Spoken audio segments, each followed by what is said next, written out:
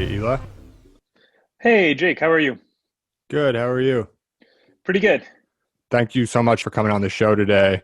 Appreciate you taking the time. I first discovered you recently, actually, from your election polling website, or rather, election prediction website, kind of tracking the probability that Trump or Biden would come out on top on a state basis using some information from Betfair is really cool. And then I started reading your blog and found some really interesting material on there. So, as far as I understand, you're a senior research fellow at the Center for Growth and Opportunity at Utah State. Before that, spent some time at George Mason as well as at Boom working on supersonic flight. So, as we get started, would love to just kind of hear your story of kind of how you got to where you are today. Yeah, sure. Well, thanks for having me, Jake. Yeah, my story is, like 10 or 15 years ago, I wanted to be an economics professor. And so I went to grad school at George Mason, and where a lot of my sort of intellectual heroes are in the economics department. And had a wonderful time in grad school, but along the way, I sort of decided I didn't want to be an economics professor. And so kept working on the PhD, but also sort of nurtured this sort of like side interest in technology and policy through blogging, through other things, and eventually landed a job at the Mercatus Center in the tech policy program. And sort of from there sort of like worked on a bunch of things. Actually, cryptocurrency was one of the first things I worked on. I've been following the crypto space since about 2011. Um, and did a bunch of stuff on cybersecurity, on internet governance, on intellectual property, and then also on drones. I was one of the first people to work on drone policy and trying to, outside of the sort of nascent drone industry. And then kind of got to the point where I did everything I wanted to do on that, and then started working on supersonic policy and wrote a paper called "Make America Boom Again" that sort of kicked off the policy conversation on supersonics. And then got hired on at Boom as the first policy hire, and sort of spent 2.5 years there, working with Congress, working with sort of the UN, ICAO, which is the UN agency that works on aviation policy, and of course FAA domestically, and sort of laid the groundwork for the supersonic renaissance that I think is coming. There's now a bunch of supersonic startups. And then earlier this year, decided to go back to the think tank world, and joined up at the Center for Growth and Opportunity, where I work on what I call like hard technology, and figuring out sort of the policy changes that we need to nurture hard technology and really get economic growth moving as fast as possible. It's great, and I appreciate you sharing the story. I want to dig in on a few points there. First and foremost, George Mason, there seems to be a lot of really bright minds there and bright minds coming out of there. And outside looking in, like I wasn't really familiar just a year ago, and then started reading a little bit from Tyler. Had Mark Lutter on the show earlier. Now you, what's going on there that this intellectual group is getting together and going out and doing spreading these amazing ideas and doing these amazing things? Yeah, so the GMU Econ department is a really amazing, unique place. I think so. Tyler Cowan was my PhD advisor, and I took every class I could with him. I took every class I could with Alex Tabarrok, with Brian Kaplan, with Robin Hanson, and they're just sort of a sort of like a merry band of really awesome thinkers about the world, about social science, and it's just it's a great place to spend a few years, sort of like soaking it all in. So I absolutely, even though I sort of had this like complete career change, after I went, I still think is like a great part of my life, and I'm so glad I got to do that. I think they just sort of I think they kind of do a Moneyball strategy in terms of finding uh, intellects that aren't properly valued in the sort of like the global mainstream academic marketplace, and they provide a home for them, and it's I think that strategy has worked. You as you pointed out, we've gotten a lot of really great people hired on there as faculty, and also passing through as students. So it's sort of like the Peter Thiel find, discover, undiscovered talent type of thing. Yeah, totally. Yeah, it's fine that it's talent. It's not even just like undiscovered. It's like people who obviously have talent, but for whatever reason, the the Harvards, the Chicagos, what are the mainstream sort of econ programs don't really value them as highly. Those a lot of those places they value like really like mathy technical uh, work above all else. And I think at GMU in the econ department, it's a lot more focused on, do you have meaningful things to say about the world? And that that's to me is like sort of the core idea, I guess, is that it's people who do have real ideas about the world and not just sort of performing, what the profession expects of them. Right. So a little bit of a different criteria, like you mentioned with the Moneyball strategy. Right. Was it back then that you started getting into crypto? You mentioned 2011, obviously Yeah, super early. it's pretty early. So I started following crypto in 2011. Sort of just came across it. So my my PhD dissertation was actually on anarchy, or part of it was anyway. And so I was doing a lot of study on various anarchist ideas and kept coming across, like, it was just very early um, in that world where, like, there would be like some you'd follow some like thing about anarchy, and you'd get to, or anarcho-capitalism, and you'd get to Bitcoin. And so I started looking into it, and was just really interested in it. I thought there were some obviously really interesting implications for power dynamics, and so I started writing about it and blogging about it. And um, and I think actually like that's probably why I landed my job at later at Mercatus.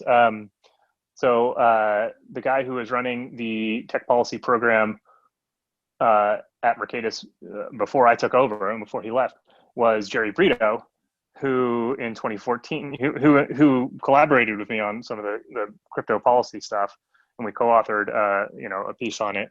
Um, but in 2014 he left Mercatus to go start Coin Center, which now does full-time cryptocurrency advocacy. So so crypto, was a big part of that early few years of my policy career. Right. So you've seen the story kind of unfold for, from a front row seat for more time than most people have. Even people who have been mining since 2012 or 2013, that feels early. They're talking about how, Bitcoin was in the tens or hundreds of dollars at that point. You're discovering this somewhat serendipitously, looking into anarchy, and all paths kind of lead to Bitcoin. Um, at that point, obviously, like with the white paper, it was regarded as, and intended, you could say, as a peer-to-peer cash and a payment system, versus the view now that it's become more of a digital gold. And obviously the entire crypto world has been built on and more so around it.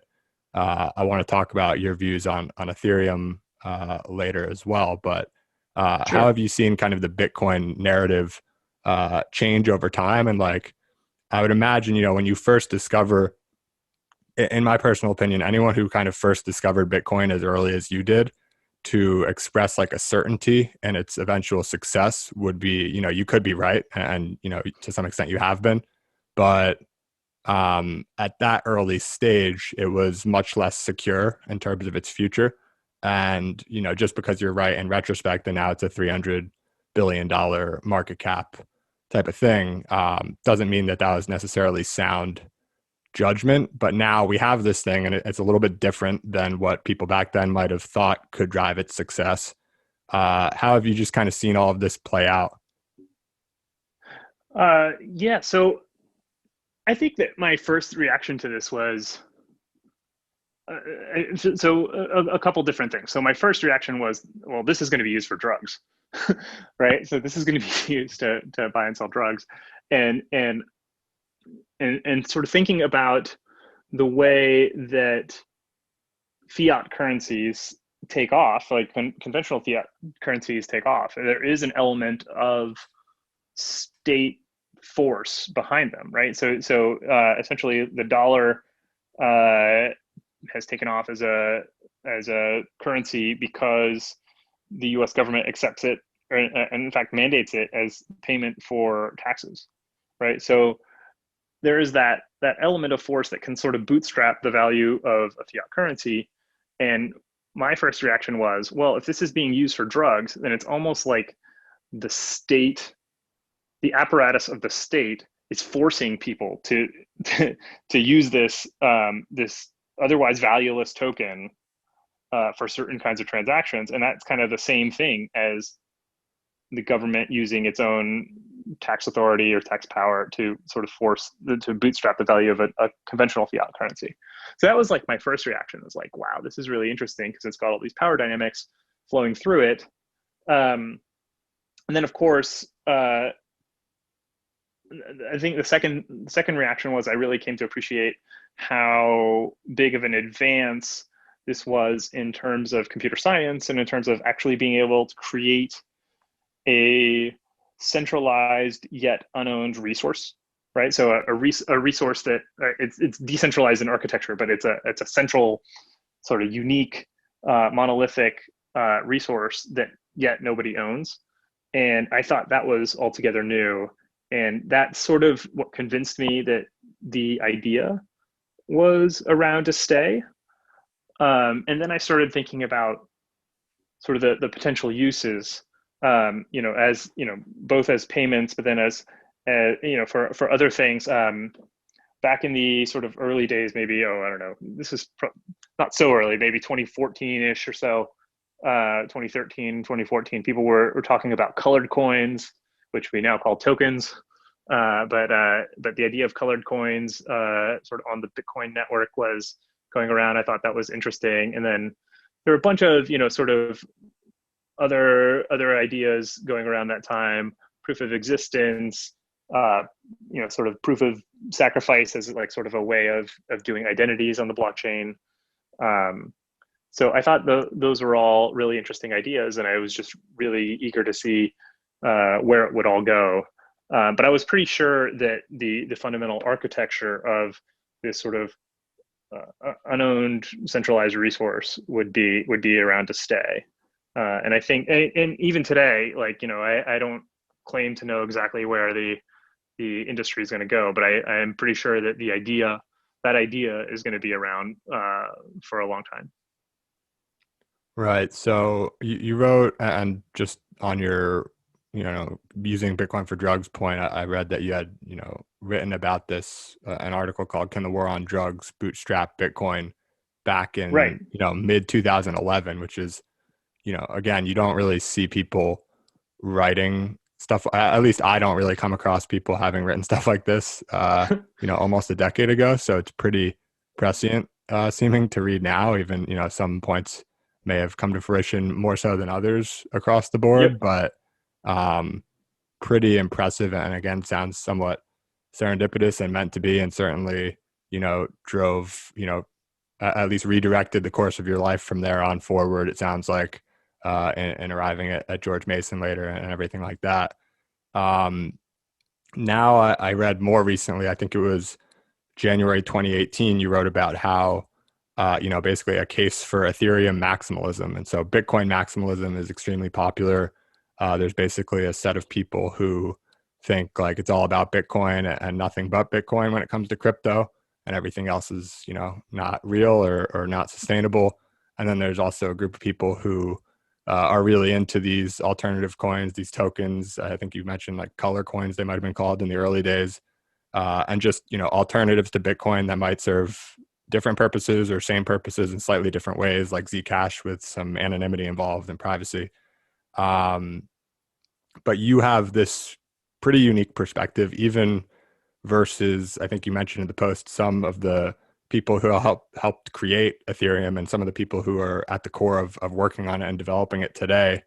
You don't really often hear this case of people, having a view of Ethereum maximalism, that Ethereum is going to be the winner take all, and it might not be a monopoly of a market, but if there's 7 winners or 3 winners or whatever it might be, your view tends to be, or at least was a couple of years ago or so, that Ethereum looked like the likely winner, and you drove a number of points as to why that might be, and acknowledged that Bitcoin was ahead in terms of network effects and the market cap, and in terms of the mining and the security and the volume and liquidity.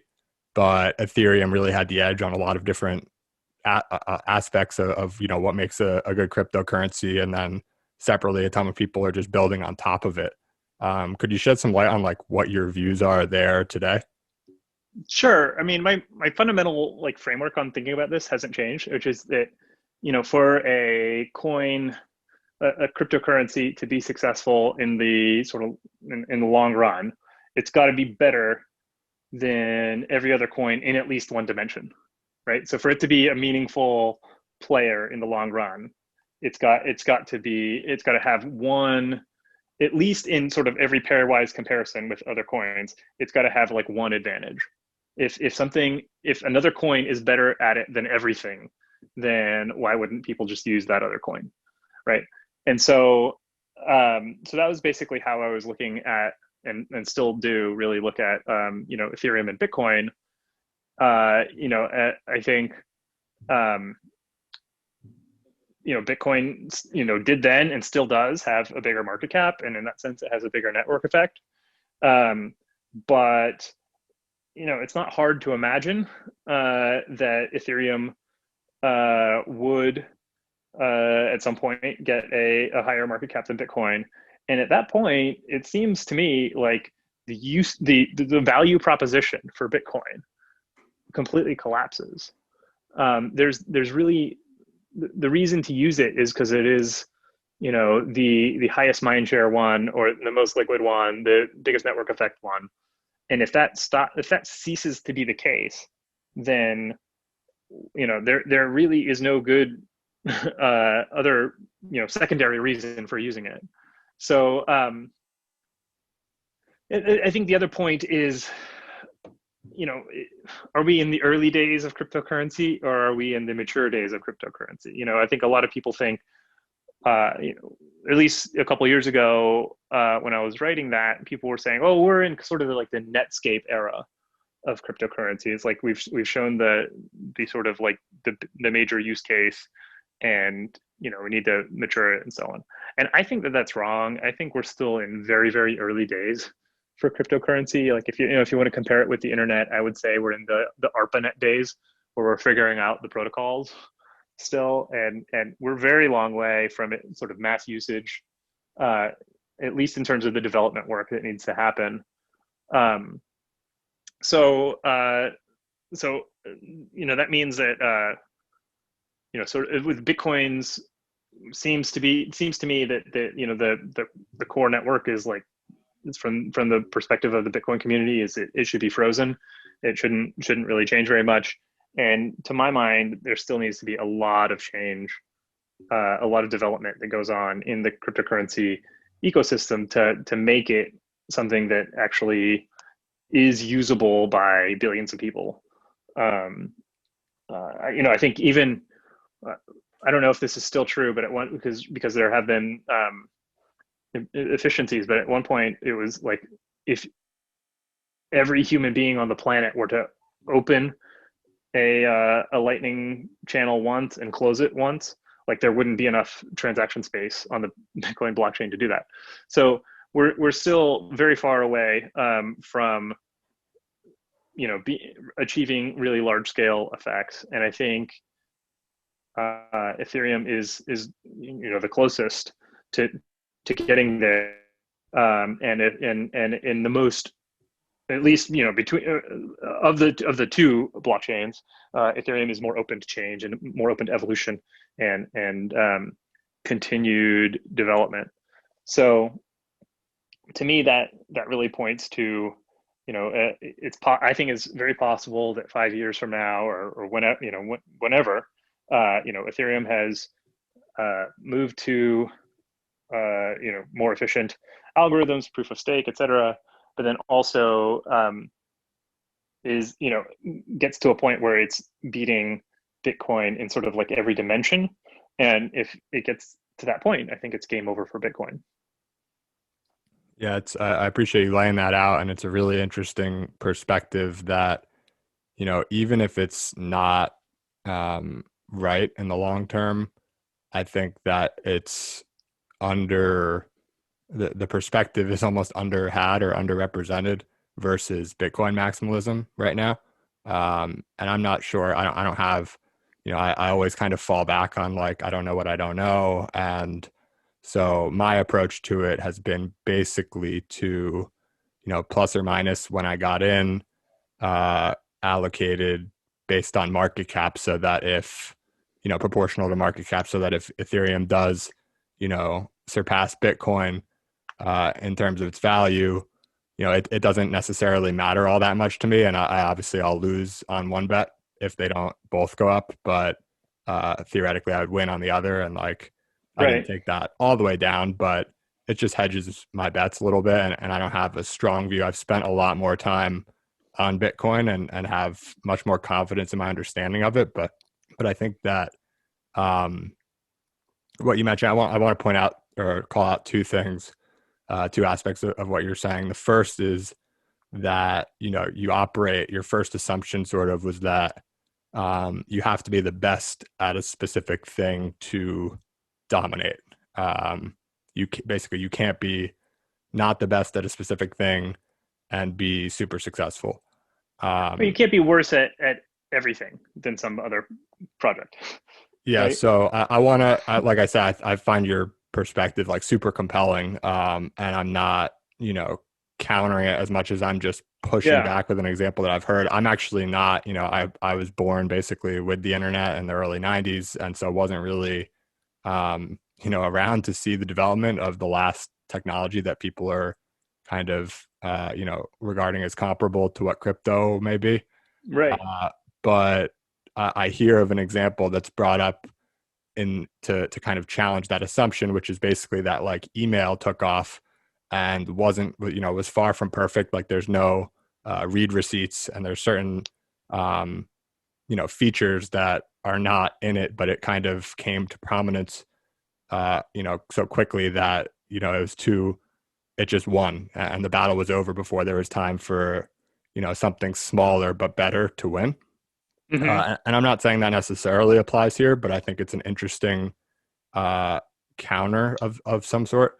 And then separately, like to support your point, what I think is super interesting is you talked about like it depends on how early we are. And the way that I see it is very similar. Like I think first and foremost, like your piece is super compelling because you hear a lot of cases, or not really, honestly, but you hear some cases against Bitcoin, and they're typically from people who haven't invested the time to understand. Clearly, you've invested some time over a longer time horizon than almost anyone in understanding all of this. And you have what I think is a pretty compelling case to be made that it could ultimately not be very valuable. And I think looking at it as a long-term race, and we're in the very early stages, and it's like the way I think of it is basically like if you had a horse race and the number one horse is ahead by a few feet, but it's only 10% into the race, that's much different than the horse being ahead by 10 feet, in the middle of the race. And like at that point, it's already, more likely to be determined or whatever the distance is, you get what I mean? And I tend to agree with you that it's extremely early. And so that network effect advantage may or may not be important at this stage? Do you have kind of a perspective on all that? Sure. Yeah. So, I mean, so first of all, like one thing to maybe clarify is that, when I called it the case for Ethereum maximalism, like the title is a little bit tongue in cheek, right? Because I do think it's like very possible that there will be additional coins in the future or additional blockchains that are better than Ethereum uh, on one specific dimension, right? Or on some other specific dimension that people value. So like Zcash is a great example where they have these sort of like native private transactions, and that's not something that exists on the Ethereum chain. And it could be that there's a place in the long run for that kind of coin as well. And you could even imagine Bitcoin adding at some point that kind of native base layer capability, and then that would be a case for Bitcoin sticking around. So I don't think it's like permanent maximalism. I think just based on it was really an argument based on the coins that were out at the time. And I think even at the end of the piece, I say like this might not be permanent. There might be other technologies that are adopted in future coins that sort of make the case for a more pluralistic ecosystem. I mean, the other thing is that like I still come down to like the view of like money as like you have to spend like the idea for it to be money. And so the idea of the comparison with email, it's like, okay, like email still isn't great, right? But we're all kind of like locked into it because of the network effects of the protocol. But I don't see like that many people like the actual usage of Bitcoin as money is extremely low, right? It's pretty small. So a lot of it is just people holding it for a long period of time or sort of speculating, trading it in order to moving it around essentially to move it to an exchange and trade it on the exchange. Um, that's not really money. I mean, that's just like a speculative asset that and sort of the network effects for speculative assets, they aren't the same as the network effects for money. Money has this like sort of acceptance quality that you'll accept it as payment for things. And I still don't see like the ability, a huge demand or people offering to use it for commerce on the internet. I think at one point Stripe experimented with adding Bitcoin support, and nobody used it, and so they took it out. So I don't see the adoption of Bitcoin as being that high in the sense that matters, which is as money, not just as this like sort of speculative asset. Right, and we could get into the whole evolution of money, store of value versus medium exchange, all of that. But I do want to talk with you about some other things. Okay, Although sure. it's super interesting to hear your perspective on all of this. One of those things, early on, I read you had a focus on, and you mentioned earlier, you had a focus on like drones, supersonic flight, even flying cars. Not often I've been able to speak with someone who has a perspective on all of these things, where we are today, where we're going. Obviously, you spent some time at Boom, which recently announced, I think it was called the XB1, the Yeah. supersonic aircraft. So would love to hear, your thoughts on where we are, both there with supersonic flight, flying from New York to London in a few hours, as well as on drones. And then lastly, if you have any thoughts on like flying cars, whatever research you did into that, and how that might compare with like Elon Musk's vision with the Boring Company of bringing stuff underground. Sure. Yeah, so I still love Supersonics, and I'm continue to watch and cheer on my former colleagues at Boom, and they have an actual supersonic airplane built now. So I think the first uh, supersonic airplane that wasn't built by a government in history. Um, so or wasn't, developed and built by a government. So that is a subscale demonstrator that will fly hopefully next year. But at the same time, there's a bunch of other new supersonic companies that are sort of joining the fray, which is really exciting. So sort of along with Boom and that sort of like first wave, there was a company called Aerion that's working on a Mach 1.4 business jet, and I think they're at a point where basically they need to raise money to like build the factory, and then they're ready to go. So they're actually maybe a little ahead of Boom in that way. And then you've seen, Virgin Galactic is now talking about getting into supersonics. There's a company called Hermeus in Atlanta that is working on a Mach 5 airplane, which is amazing.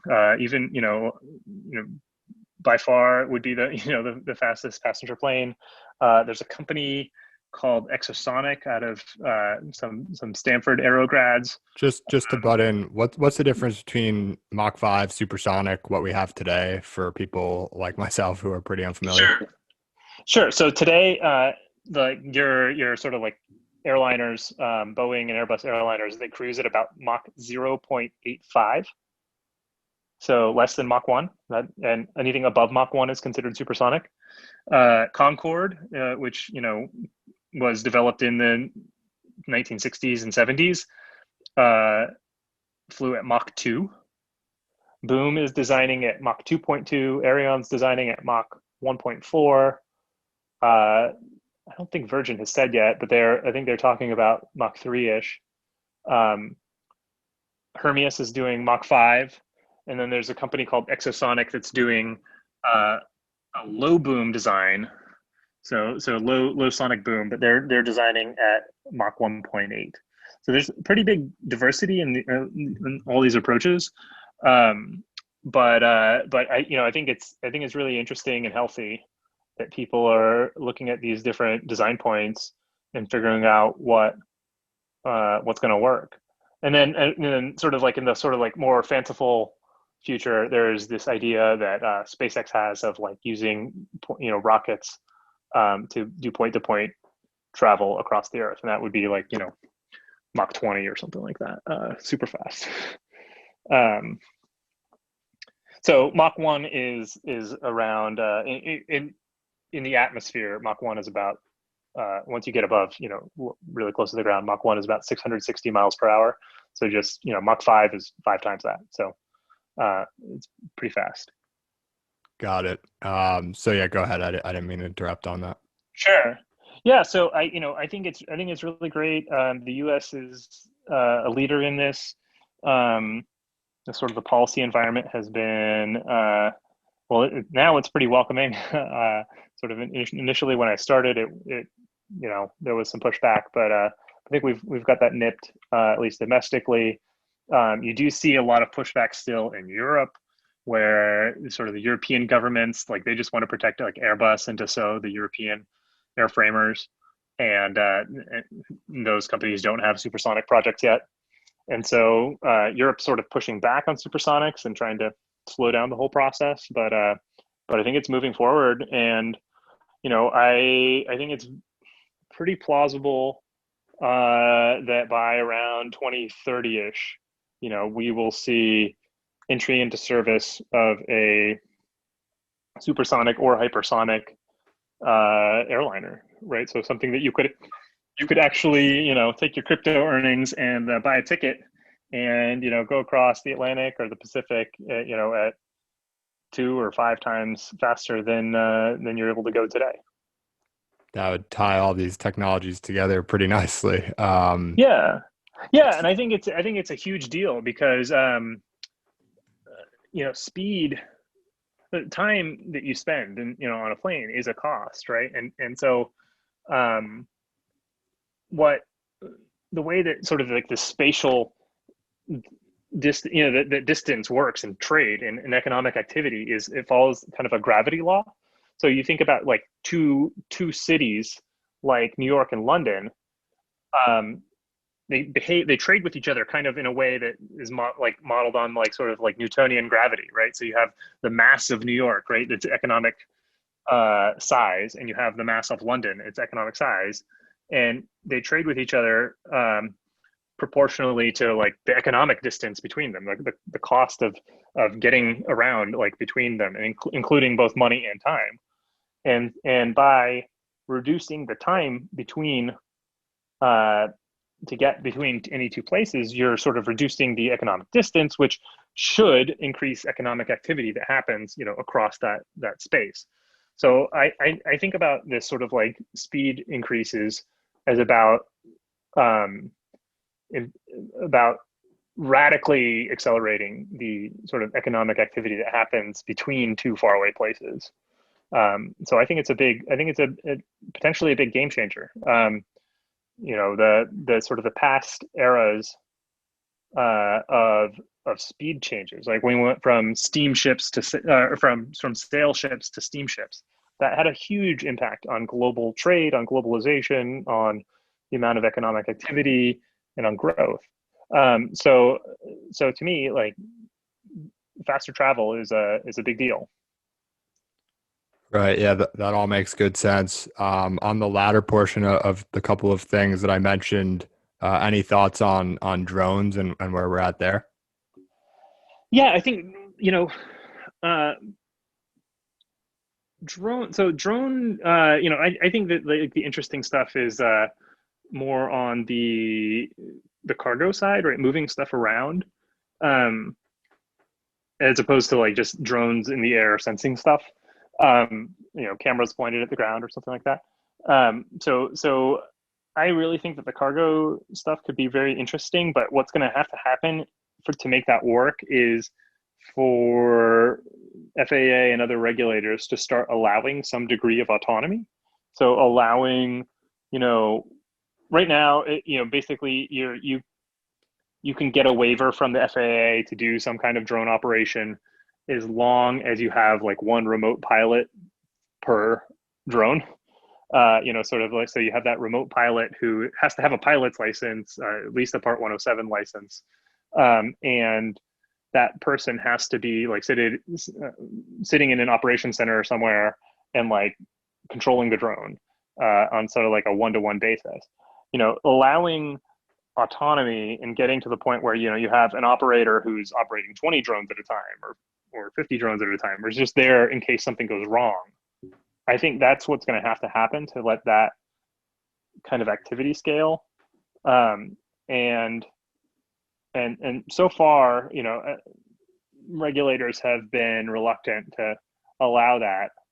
And then when you get into urban air mobility, what people call flying cars, I think it's the same thing. There are people working on these sort of vertical takeoff and landing electric vehicles, but right now, FAA is still contemplating those having pilots, and there's not a clear path on how you would do that with remote piloting, and especially the sort of like one-to-many relationship between them.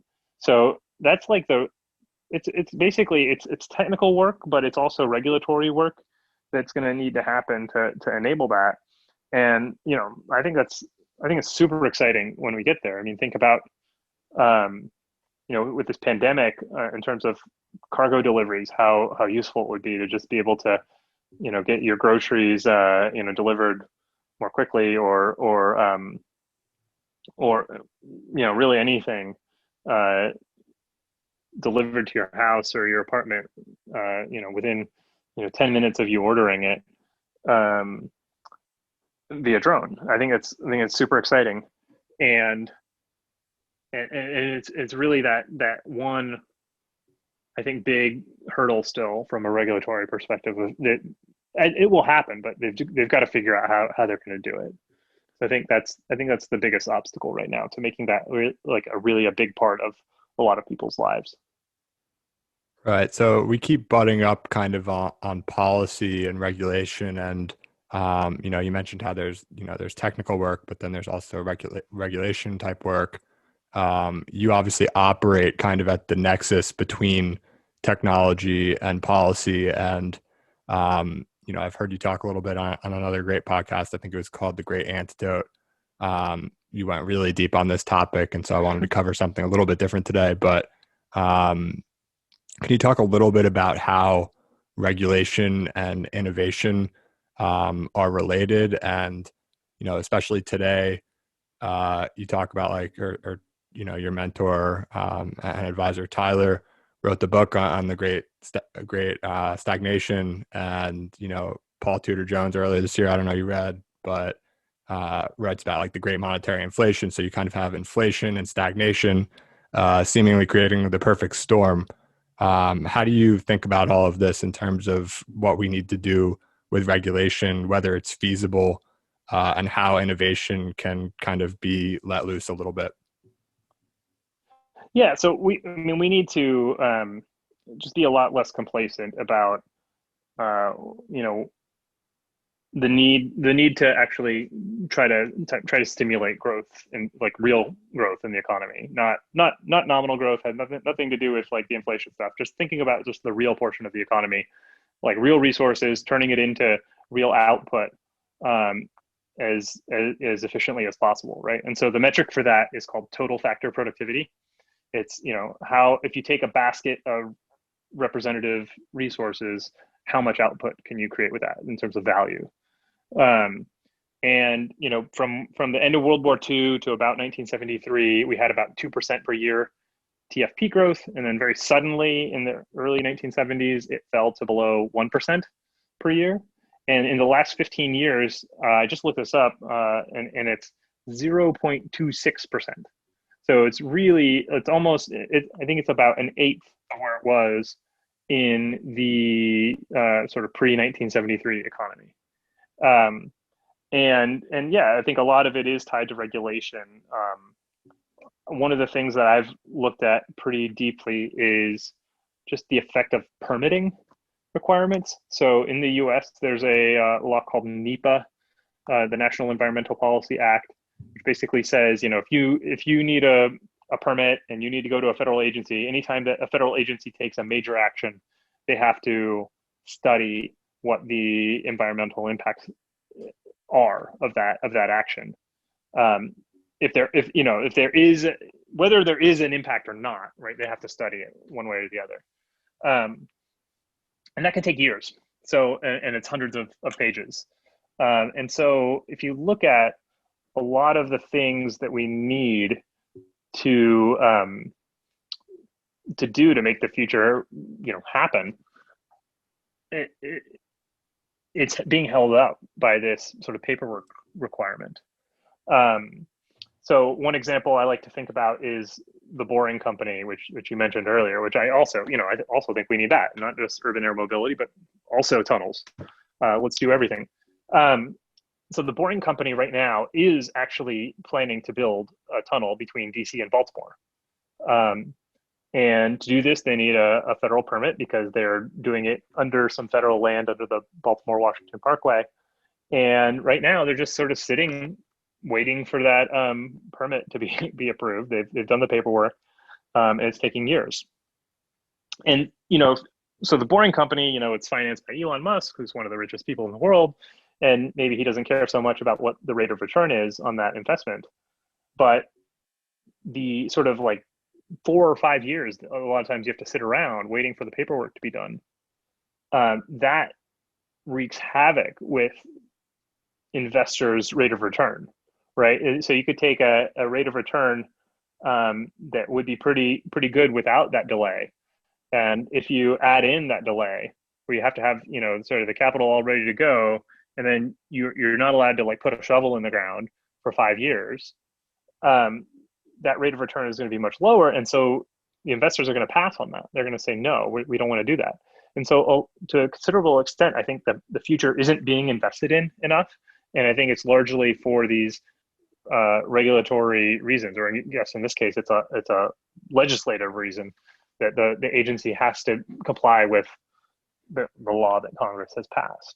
And so it is, it's to me, it's something that's worth making progress on, because economic growth is something that improves all of our lives, and sort of, I think when the economy is growing fast, you also get much better, much healthier society. You get a sort of less populism, less distrust, and more just everyone's happy because their personal situation is improving, and so they kind of want to keep it going. So so I think it is something. It is my sort of like my main research focus now is like how to get the economy moving a whole lot faster, and I think it's super important. Right. So, you spoke about how regulation in certain industries, like with, the boring company trying to get the permits to go underground and MIPA on some of the environmental stuff. You've also got like the FDA, where a drug approval from, inception to going to market can take like a decade. We're seeing certain efforts to accelerate that process now with COVID. But even still, you could argue that it's not enough. And I've heard you talk about how like you think we should decrease our, um, I guess, increase our risk tolerance and our threshold to accept things that may not be perfect and try them earlier. And I think it's interesting, across all of these categories, you talk about like self-driving cars as well, where um, it doesn't seem to me, I'm no expert, but it doesn't seem to me that regulation is really doing any favors. There's no um, tremendous effort by government to support Tesla or Google, for example, in their efforts to bring this technology more quickly in terms of advancing it and then bringing it to market. And a ton of people, automobile accidents from a young age to, I think, 30s are the leading cause of death in the United States. And it's just like something that we've kind of accepted as like a cost of doing what we do. But in reality, regulation could play a large part in helping um, bring us towards these better futures that I think you're hinting at, where we can bring drugs to market quicker, we can help people, not die from car accidents quite as much, and help people travel quicker and cargo move quicker, and just make the world grow more quickly, as measured by the statistic that you brought up earlier, the total factor productivity.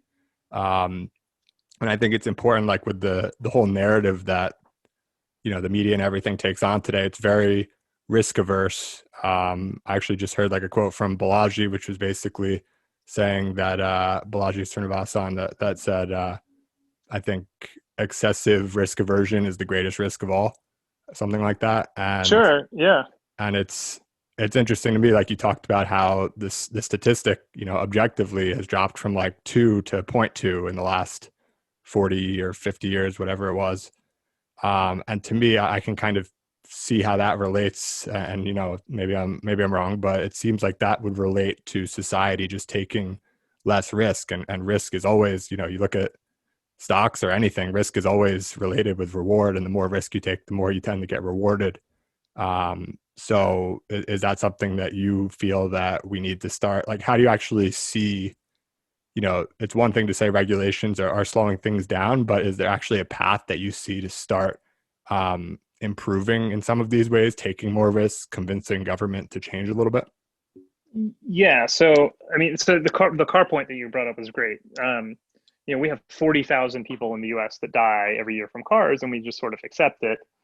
And if you had, if cars had never been invented, and I came today and said, okay, I have a car,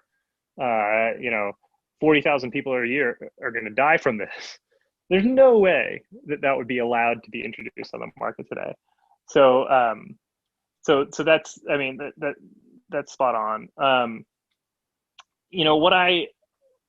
The way I look at sort of how to get meaningful economic growth is to focus on specific areas where I think we've had stagnating productivity. So, so the stagnation in productivity hasn't been even. There's been some areas where productivity has been amazing, and some areas where it's been terrible, right? And so, an example of an area where it's been amazing is TVs. If you think about how much TVs cost 10 years ago. If you wanted to buy a, 65-inch TV 10 years ago, you're talking, $10,000 or something like that, right? And now you can get one pretty cheap, maybe a tenth of that or less. And so what has happened as a result of that is that like TVs have become a less important part of our economy. Like the amount of that consumers are spending on TVs as a percentage of GDP has gone down. And then the converse is true in a few other areas where productivity has slowed. And when productivity is growing more slowly, then the price doesn't come down. It actually maybe goes up in real terms. And as a result, these areas tend to balloon as a function of, as a proportion of GDP. And those, sort of the two biggest areas are health and housing. So health is now 18% of GDP and housing is 16% of GDP. So, just between the two of those, that's 34% of GDP on these two stagnating sectors. And if you can sort of figure out sort of regulatory levers to drive technology development and adoption in those two areas, and maybe institutional improvements as well, not just pure technology, but institutional improvements also, you could, massively increase human welfare by just focusing on those two areas. And then I think, a couple other areas that are really important. They're not final components of GDP, so they don't tally in the same way that health and housing do. But energy and transportation are basically inputs to a lot of things. And sort of the promise, if you think about back in the 50s and 60s, was we were going to eventually have clean energy that's too cheap to meter, right? We were going to have fusion energy or other kinds of nuclear energy, and it was going to be so cheap that we wouldn't even have an electricity meter on our house. To me, like, we obviously have this climate problem we have to address, but like, to me, the goal needs to be this sort of like really abundant, amazing energy supply that is zero carbon, but also like super cheap. And we want to have a future where we use more energy, not less. And then in transportation, sort of the same thing. We've had this huge disappointment relative to where we thought we would be. As I mentioned, we had supersonic passenger airliners operating with people buying tickets on them in the 1970s, and now we don't. Right? It's gone away. Like, we've lost a capability. And so bringing transportation up to date with a new generation of supersonics, with urban air mobility, with drones for cargo, with autonomous cars, with amazing tunnels that shoot us from place to place really fast. All of that is super important. And I think very highly levered in terms of, if we did that, you'd get a lot of bang for your buck in terms of, ultimately what we care about, which is economic growth. Right. Yeah. And that's a great perspective. And I think it's super helpful to think of it broken down, for me at least, like into housing and health as the two kind of big ones, adding up to, I think, 30+% of GDP said. And then beyond that, transportation and energy as well, just falling far short of what one would have expected we might have by this point, 50 years ago. I know we're coming up on time, so I want to wrap up with a last question. I want to talk about the tracker that you made for the recent election. It was super cool. I found it. I think Naval retweeted it. And, I checked it the night of the election as they were still counting the votes and everything, which obviously went on for a few days. But at a certain point, it was suggesting that Trump was going to win. And obviously, this isn't like your website being wrong or anything. It was all based on data from the betting markets. And then I woke up in the morning and it was tilted heavily towards Biden. And that's obviously the way it seems to have gone. Would love to hear the story if you can, on like how that came to be. And fast forwarding to now, I just checked it before the call, and like there's still this 7% chance that Trump wins. And that's not, again, your website. That's the betting markets all have that. And so some people are saying like it's free money to bet against Trump at this point because he obviously hasn't won. But what do you think's going on there, if you have any thoughts? Sure. Yeah. So I mean, I made this site because I've always, for 20 years now, I've been pretty interested in betting markets as a way of sort of doing forecasting, doing predictions, right? A lot of times, the other ways we have of doing this sort of kind of forecasting is we just ask experts who are just pundits who basically have no skin in the game and just make a prediction and are sort of like famous for their predictions, and then if they predict wrong, like nothing happens to them. Like other ways of doing it are polling, right? We have polls in the elections, and they didn't turn out so well. We have sort of other ways, sort of like the hybrid model where you have somebody like Nate Silver who's taking the polls and then doing some mathematical magic to them to try to like make them better. And that didn't perform well this time around. But yeah, betting markets have always just interested me. So I've sort of have run sites and little trackers for elections for the last, I don't know, 5 years at least, or 5 or 6 years. So I've been following stuff with the betting markets for a while, since like I think the 2015 primaries. And I just think it's super interesting. So basically this site has sort of just accreted features over time, and so it used to be just a little table that tracked the odds, and then sort of added the Monte Carlo model and added the map and added Senate races and added a bunch of different things, and ultimately it was like sort of like a one-page full featured page that had all the information you really needed to follow the election, and it was dynamic, unlike sort of like a poll-based forecast. Like there's no new polls that happen as the sort of returns start coming in. And I think on election night, the networks kind of did a bad job of kind of explaining to people like where we were, especially when sort of the returns in Florida started coming in. And that was a state that the polls all had going to Biden, but the betting markets all had going to Trump. And there wasn't really a good explanation of like, okay, what does this mean? And sort of like using the betting markets as an aggregator, I think, makes a lot of sense. And in terms of the sort of like the remaining sort of 7% chance that Trump could win, I think that is, personally, I think that's probably too high, that estimate. I think it's a very, vanishingly small chance that Trump would be able to do it. So I don't think that betting markets are perfect. They're not perfectly efficient yet, but I think that that's actually, something we could work towards. Part of the reason that they're not efficient is that they not everybody can participate in them. So like the Betfair markets that I use are the most liquid ones in the world, but U.S. Residents are not able to like open up accounts and bet on there because for regulatory reasons.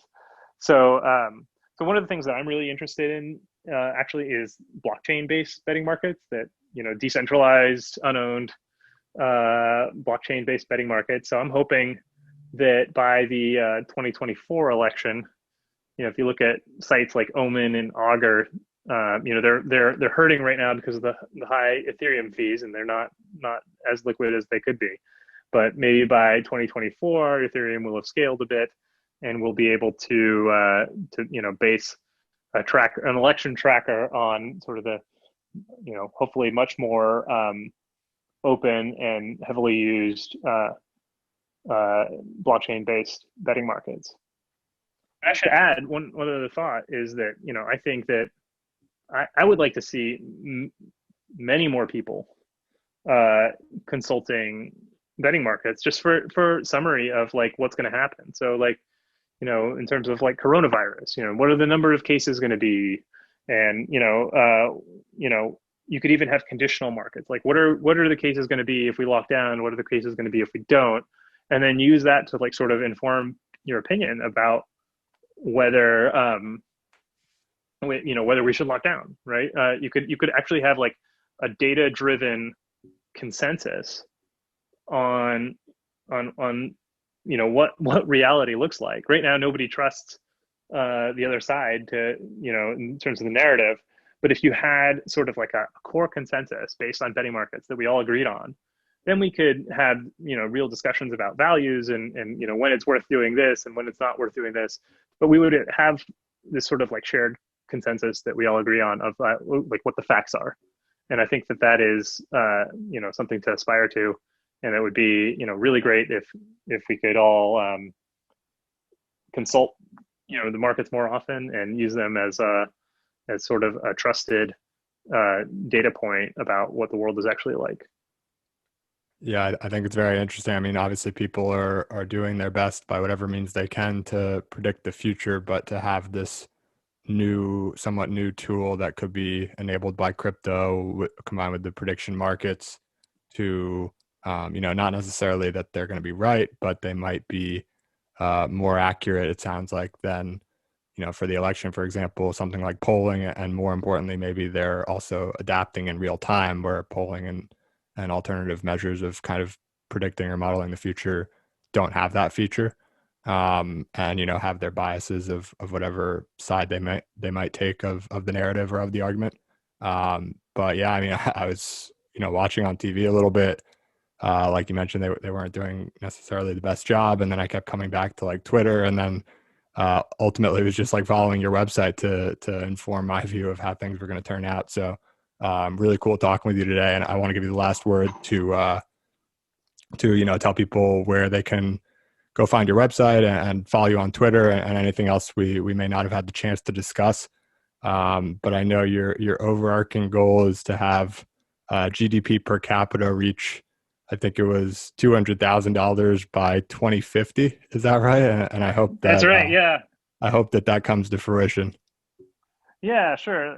So everybody has political slogans, and sort of the progress movement didn't have one, so I thought I would try to make one. So 200K by 2050. Yeah. So thanks so much for having me on. People can find me on Twitter. My handle is Eli Dourado, and also on the web at elidourado.com.